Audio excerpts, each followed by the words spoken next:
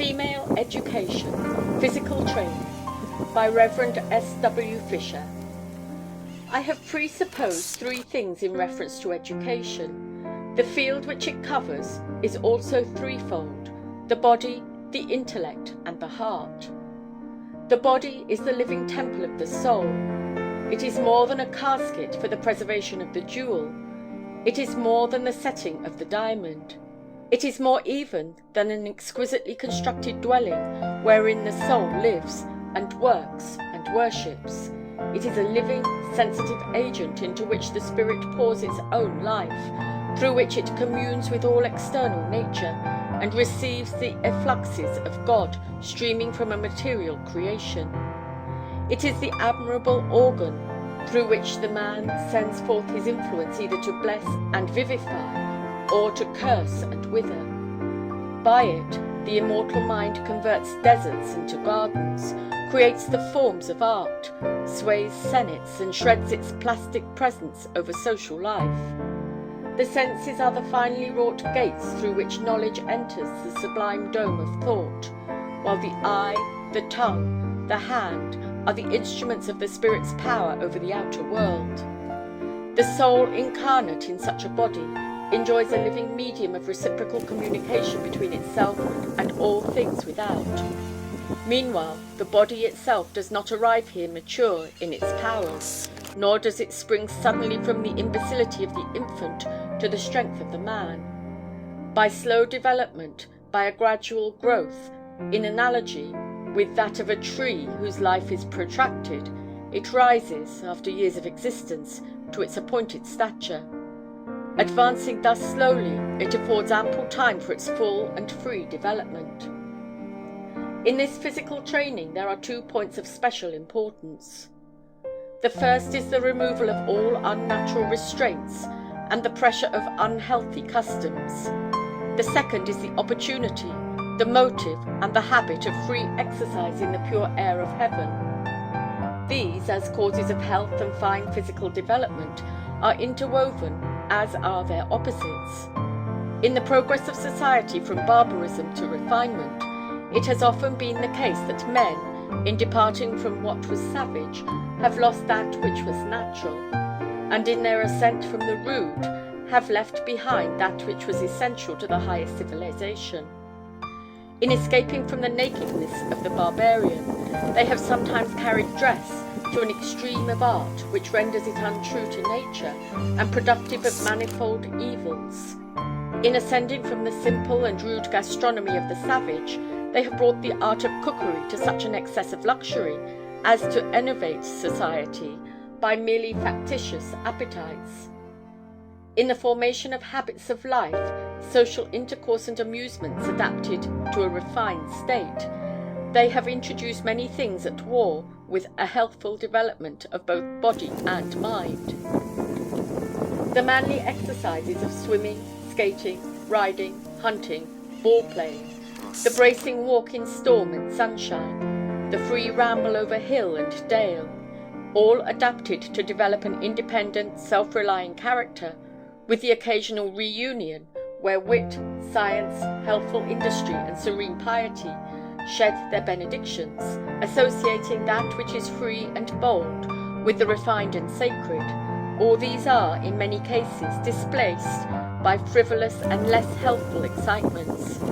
Our girls and boys, prematurely exalted into young gentlemen and ladies, are tutored by dancing masters, their manners disciplined into an artificial stiffness, and the free developments of an open nature formed under the genial influence of truly polite parents, the finest discipline in the world, arrested by the strictures of a purely conventional regimen, in which the laws of health and the higher spiritual life seem never to have been consulted.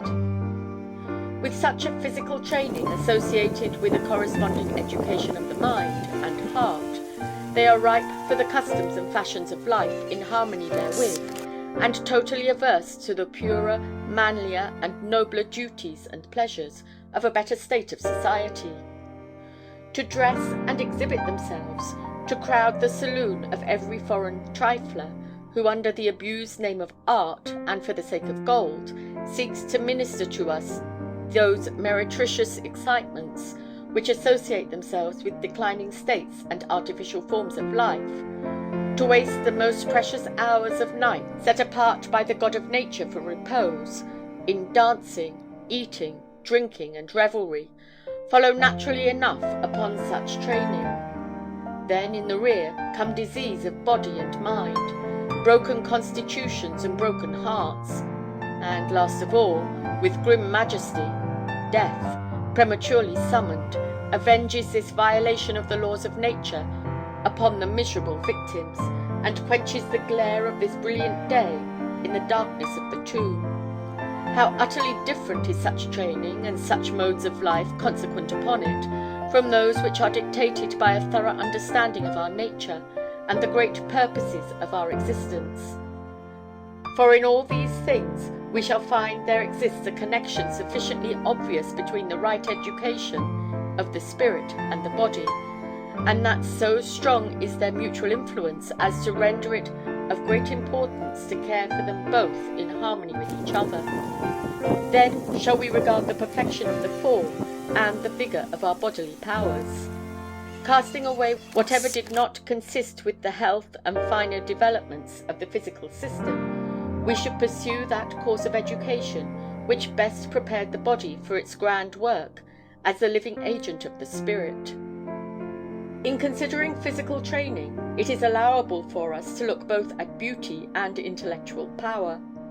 A noble form in man, a fine, beautiful, healthful form in woman, are desirable for their outward influence. Created susceptible of deep impressions from external appearances, it is neither religion nor good sense to undervalue them.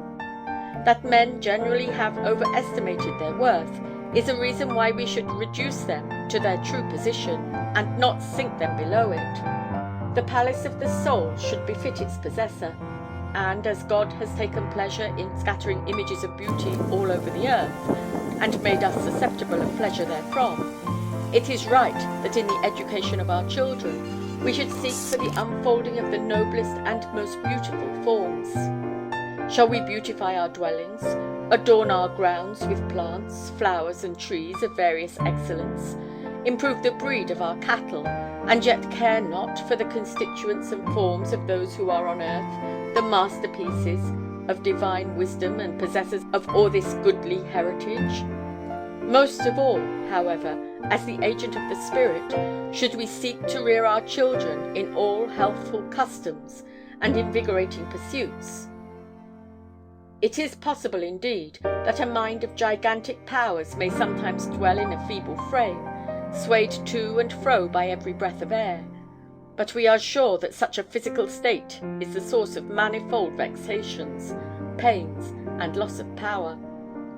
It is a state which the possessor never covets, which oppresses him with the consciousness of an energy he is forbidden to put forth, and a force for moving the world crippled by the impediment of a frail body.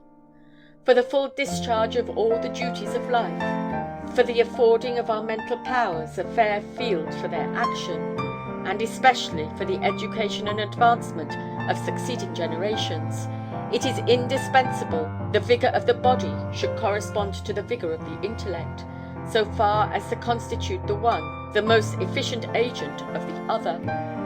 It has rarely been taken into view that, aside from the personal benefits of health, in the greater power of present action, the intense intellects and feeble frames of one generation are a ruinous draught upon both the physical and mental powers of that which succeeds.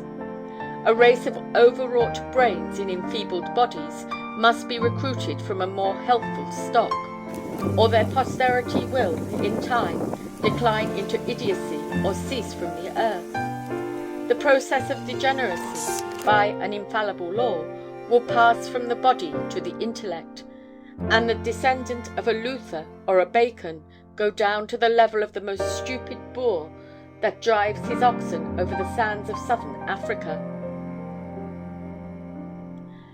End of Female Education, Physical